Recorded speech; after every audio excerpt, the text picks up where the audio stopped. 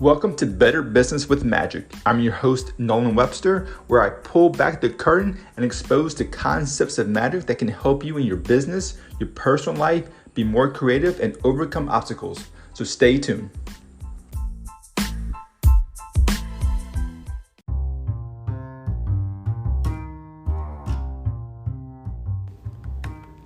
Thank you for joining me on this new episode of Better Business with Magic. This is an exciting episode where if you ever wanted to learn concepts to be a spy or to be a better spy or know how the FBI does what it does, this is the episode to listen to. The FBI teaches its spies concepts of magic that helps the spy to blend in and vanish and be untraceable. There's a special group within the FBI called the Special Surveillance Group. It's a highly classified unit of investigative specialists whose job is to go around the world and track down foreign nationals, U.S. citizens, people that are involved in espionage and terrorism and those federal level type crimes. They normally don't make arrests. They typically don't carry guns. Their job is just to gather information and gather intelligence. So being as close to their target is key for them. They're so secretive, people within the FBI don't even know exactly who is part of this group. Their nickname is the FBI Ghost. There's an interview with a former ghost that came on TV a few days ago, and I was able to make this connection between magic and what they do. Now, while he couldn't explain details of exact methods that they used, he did go over some concepts. And I want to go over those 4 concepts and then link them back to magic and what we do. So the first thing he said, it was know your target. Know who you're following, know where they shop, where they eat, the route they take to and from work, to and from the store. Do they take a bike? Do they take a taxi, subway? Do they drive themselves?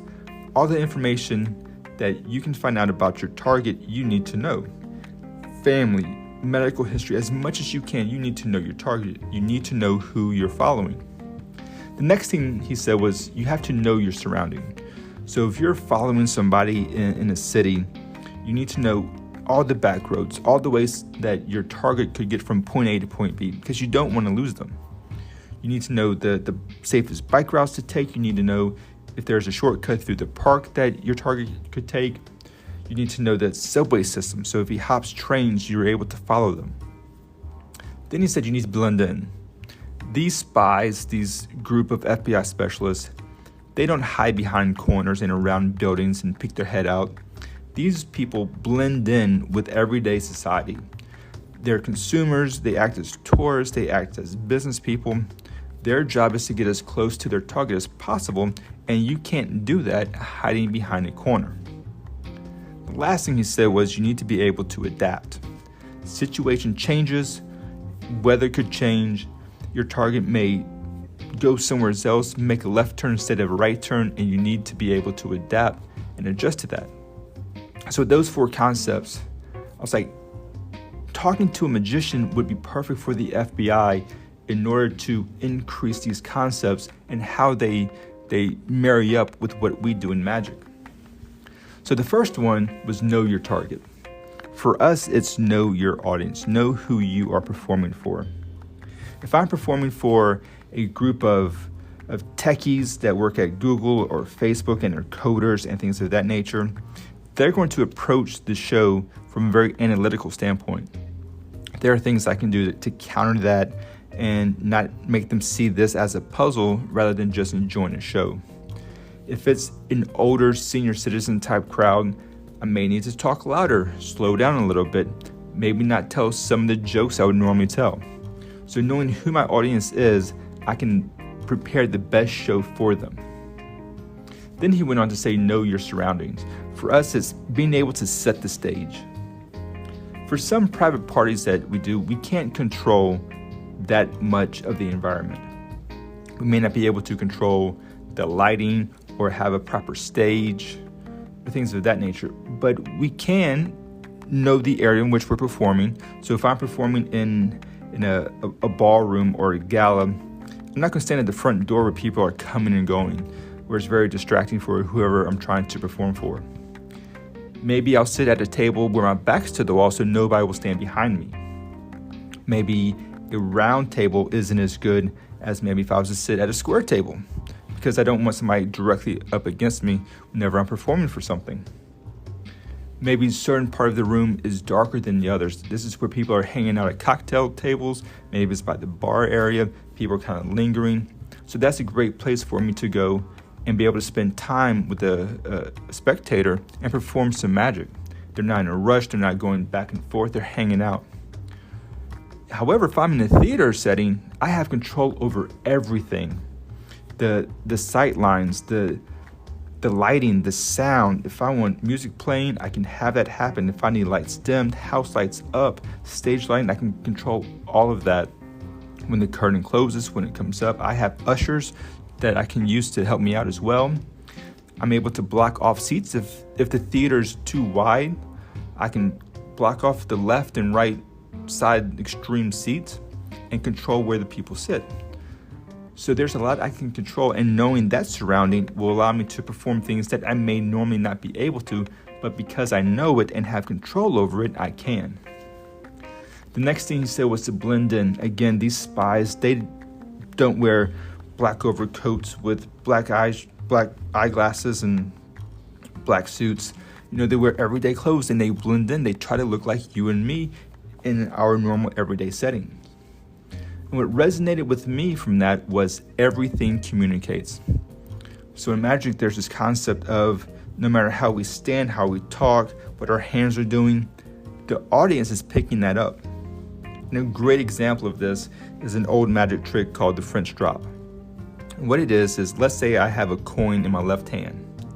My right hand comes over to take it. I open my right hand and the coin has vanished. The coin is simply just whenever my right hand comes over to grab it, it drops into my left hand, and I look at my right hand and I open it and it appears to have vanished. But the coin is secretly in my left hand. Now, if my left hand that is holding the palmed coin is stiff and rigid, it's going to draw attention because an empty hand doesn't behave that way. If you were to take something from your left hand and take it with your right, your hand is going to fall. It's going to drop because there's no reason to stay up and stay rigid. So it's those little things about how we dress, how we stand. Are we standing with our left side to the audience, our right side? Are my hands up? Am I doing something by my face? Am I doing something at chest level? I have audience members coming and going. How is that communicating with the crowd? Is there dead time? Does that communicate a level of uncertainty? Is it building tension within the crowd? So there's all these little things of everything communicates that the spy uses to blend in. They're conscious of what they wear, their local accent, being able to do any conversions of money, all these things to help them blend in, because again, everything communicates for us, everything communicates for them, trying to blend in as a spy. Then the last thing he said was you need to be able to adapt to new situations. And I connected having outs in magic with this. What an out is essentially a backup plan. So if something goes wrong in the magic trick, I'm not completely screwed, for lack of a better word. I can continue on. One of the things magicians don't do is we don't tell you how the trick typically is going to win.